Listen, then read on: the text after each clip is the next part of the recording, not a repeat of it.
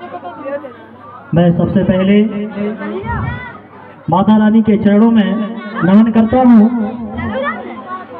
नवरात्रि के इस पावन अवसर पर आप सभी एकत्रित हुए, इसके लिए बहुत बहुत बधाई और शुभकामनाएं। मैं सबसे पहले सभी कार्यकर्ता और संचालक महोदयों को भी बहुत बहुत बधाई कहना चाहूँगा, जो कितने तरीके से मंच संचालन जो कर रहे हैं, इनके लिए एक बार जोरदार तालियों से इनका स्वागत करें। और माँ अम्बे हम सबको गलत के खिलाफ आवाज उठाने के लिए शक्ति प्रदान करें और हमें विजयी बनाएं। और मैं माँ के चरणों में दो पंक्ति समर्पित करना चाहूँगा। क्या पापी क्या घमंडी, क्या पापी क्या घमंडी, माँ के दर पर सभी शीश झुकाते हैं, माँ के दर पर सभी शीश झुकाते हैं। मिलता है चैन तेरे दर पे मैया, झोली भर कर सभी जाते हैं, झोली भर कर सभी जाते हैं। इसी प्रकार विगत वर्षों की तरह जो आपका यहाँ कार्यक्रम चल रहा है, मैं कामना करूंगा माता रानी से कि इसी तरह यह दरबार आगे भी चलता रहे। और मैं एक शिक्षक हूँ तो मैं शिक्षक के बारे में ही बात करूंगा। नेता होता तो मैं राजनीति की बात करता, लेकिन मैं एक शिक्षक हूँ तो शिक्षा के ही बारे में बात करूंगा। मैं सभी माता पिताओं से निवेदन करूंगा कि कम से कम अपने बच्चों को जरूर पढ़ाएं, दो रोटी कम खाएं लेकिन अपने बच्चों को जरूर पढ़ाएं, क्योंकि शिक्षा एक वो हथियार है जिससे वो व्यक्ति समाज में लड़ाई के खिलाफ लड़ सकता है। जिस प्रकार बी आर अम्बेडकर की बात करूं तो बी आर अम्बेडकर जो ऐसे स्थान से उठकर जो आज महापुरुषों में जिनकी गिनती की जाती है, ऐसे महापुरुषों को मैं बारंबार नमन करता हूं, जो उस समाज में उनको बोलने के लिए अधिकार नहीं था, जहां पर उनको पानी पीने का अधिकार नहीं था, जहां पर खुले स्वच्छ वातावरण में घूमने का अधिकार नहीं था, लेकिन आज जो मैं इस मंच पर बोल रहा हूं या आप इस स्वतंत्र वातावरण में घूम रहे हैं, वो सिर्फ भीमराव अंबेडकर की ही देन है, जो आज हम इस तरह से जो स्वतंत्र होकर घूम रहे हैं।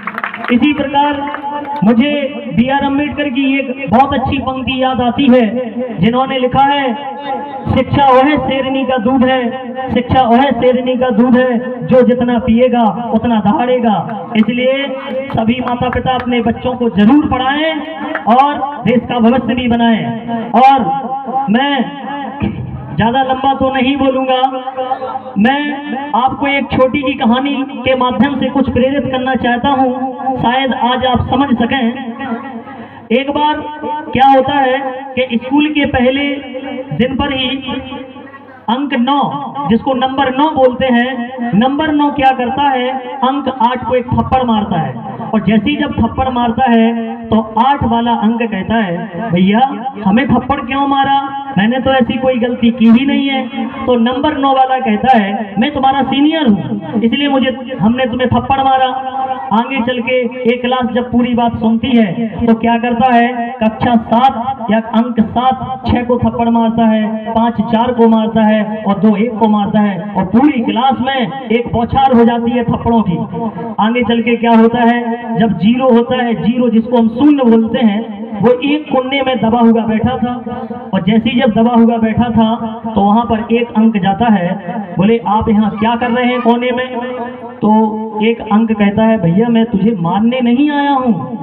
तो वो अंक क्या करता है, 0 के बगल में बैठ जाता है और वो अंक सबसे बड़ा 10 बन जाता है, और वो कहता है, भैया तुमने मुझे बहुत बड़ा बना दिया। तो मैं आपको एक बात बताना चाहता हूँ, इंसान दौलत शोहरत पैसे से महान नहीं होता है, इंसान महान होता है तो एक बड़ी सोच से। यदि इंसान बड़ा होता है तो ज्ञान से, यदि महान होता है तो बुद्धि से। इसलिए अपने बच्चों को बड़ा सोचें और बड़ा करने के लिए प्रेरित करें। और अंत में मैं एक ही बात कहूंगा, छोटे छोटे बच्चों के बारे में, इनको उत्साहित करें, जिससे ये छोटे छोटे कार्यक्रम में भाग लेंगे तो इनके अंदर बैठा हुआ डर बाहर निकलेगा और इनके अंदर जो प्रतिभा है वो बाहर निकलेगी और अपना टैलेंट दिखाने का इनको एक अवसर मिलेगा। तो यही छोटे छोटे मंच इनको आगे बढ़ाने का काम करते हैं। तो आप सब लोगों को बहुत बहुत धन्यवाद और मुझे इस मंच पर बुलाने पर जो आपने प्यार दिया है, सम्मान दिया है, मैं उसको हमेशा याद रखूंगा और आप सब लोगों का बहुत बहुत प्यार और धन्यवाद। मैं माता रानी के चरणों में एक लाइन समर्पित और करना चाहूंगा। माता रानी वरदान ना देना हमें, माता रानी वरदान ना देना हमें, हो सके तो थोड़ा सा प्यार दे देना, हो सके तो थोड़ा सा प्यार दे देना। तेरे चरणों में बीते ये जीवन सारा, तेरे चरणों में बीते ये जीवन सारा, एक बस यही आशीर्वाद दे देना, यही आशीर्वाद दे देना।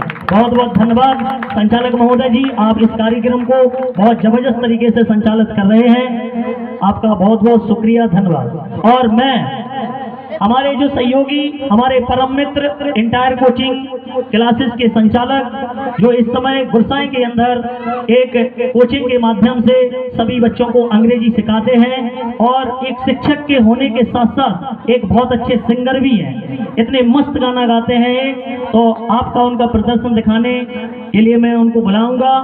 और मैं थोड़ा सा और बता दूं, मैं कंपटीशन कोचिंग के माध्यम से गुरसाई जैसे छोटे नगर में आज मैं प्रयास कर रहा हूं कि हमारे बीच में गरीब, असहाय या जो माँ बाप अपने बच्चों को नहीं पढ़ा पा रहे हैं, तो इस गुरसाई के नगर में police, SSC, Indian army, Agniveer जैसे आपकी इस कोचिंग के माध्यम से नगर